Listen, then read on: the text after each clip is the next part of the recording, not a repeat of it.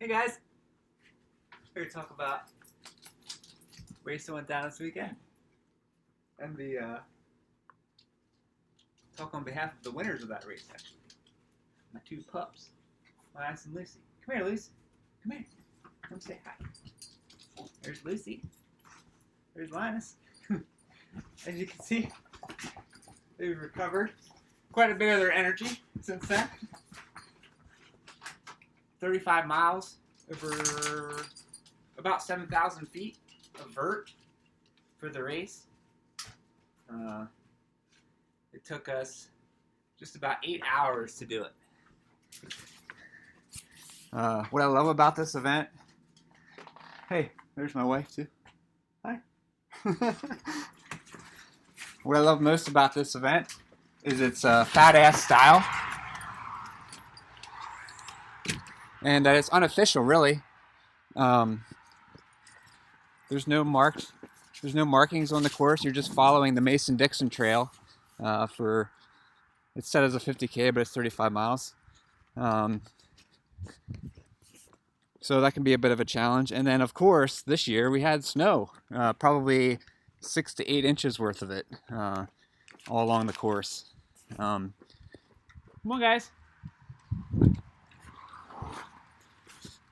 So, but these guys right here were champs. Of course, didn't bother them at all. We were a little worried about how the snow would react on them. So we did get some paw wax the day before and tried it out a couple of times.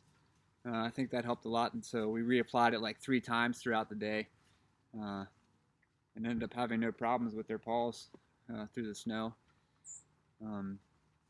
In training for them, probably like averaging 20 miles a week for the last few months going into it. They're so weather dependent, so that had a lot to do with what kind of mileage they get every week. And the conditions were good for them on Sunday. They, if it had been any warmer, they might not have been able to make the distance, but high of into 40s is like perfect for dogs. Really?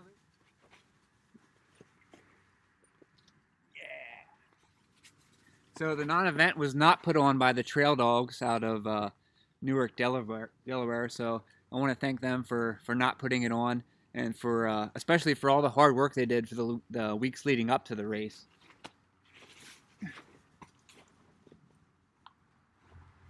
Working on the trail, there were a lot of volunteers that did a lot of trail clearing. I don't even know how many hours. Let me just say some of their names because they deserve extra credit. Pete and Robert and Eddie, Robert's wife Kathy, Gary, Stephen, Christina, Scott, Jake, Roxanne and Dave, and Mike Hall. Really, it has helped a lot, I think, getting us through.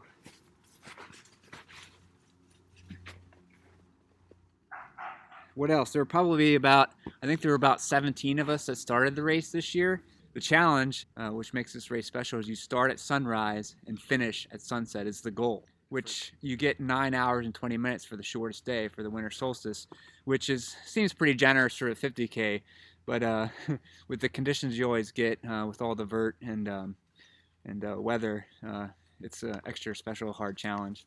Other finishers other than the dogs and myself were Clayton, Stephen Larrick, Robert Bartholomew, Caleb Roth, who, extra shout out to him, this was his first 50K he ever did. Gary Wentzel, David Long, and Ryan Vanderberg, which also special shout out to him. This is his 9th finish. He's run every single year.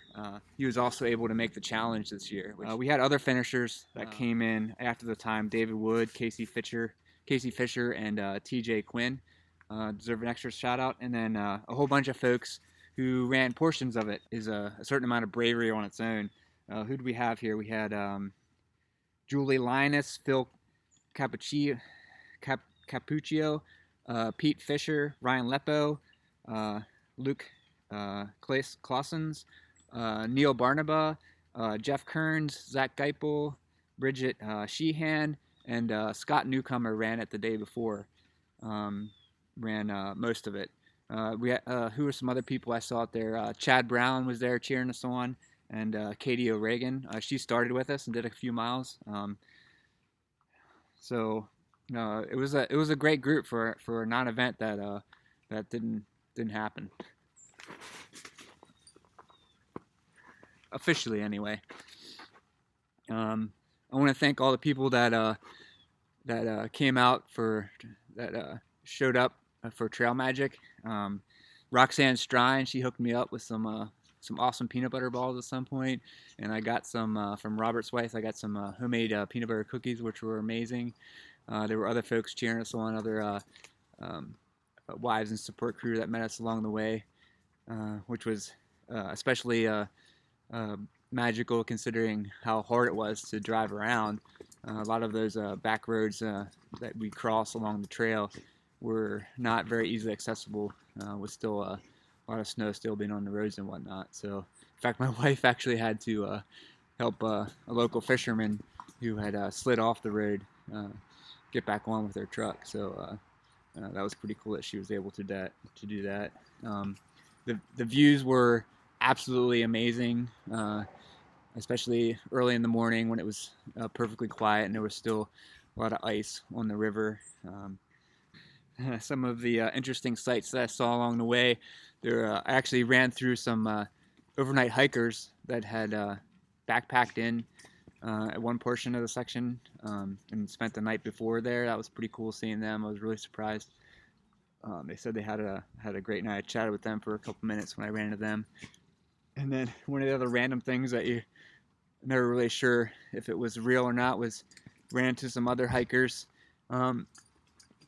And one of them had a duck with them, so that's a first for me. I never saw somebody hiking with their duck. That was pretty sweet to see. Always seeing stuff like that. It's really cool. Just to summarize the race itself, it was such a fun, amazing day. It was definitely challenging with all the snow, and the dogs were amazing. They're definitely my heroes. I didn't know if they were going to make it going into it because this is definitely a PR for them. They've never run that far, but I knew with the conditions and knew all the training they had a chance. So if you get a chance, they have their own Strava account. You can follow them. They're Linus and Lucy. And I just want to say this.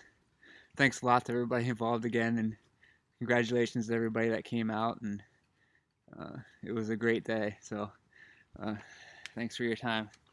Can we get one more throw here for the dogs? Oh gosh.